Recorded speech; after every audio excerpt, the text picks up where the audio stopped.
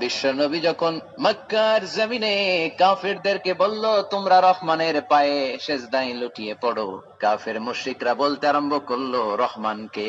রহমান রে চিনি না, রহমান রে জানি না। আল্লাহ রে চিনি, রহমান কে? আল্লাহকে রহমান রে চিনোস না? না, তাহলে চিনাই দেই দাঁড়া। তখন চিনানোর জন্য আল্লাহ সূরাটা নাজিল করলেন। সূরার নাম সূরা আর রহমান। আল্লাহ নাজিল করলেন, আর রহমানু আল্লামাল কুরআন খালাকাল ইনসান আল্লামাহুল বায়ান। আল্লাহ বলে, রহমান রে চিনো না, রহমান রে তোমরা জানো না। ও মক্কার কাফিরেরা, কুরাইশেরা, রহমান কি তোমরা জানতে চাও? তোমাদের জ্ঞাতার্থে রহমান নামে একটা সূরাই কোরআনে আমি নাজিল করে দিলাম। কাফেরদেরকে চেনানোর জন্য আল্লাহ নাজিল করলেন আর রহমান।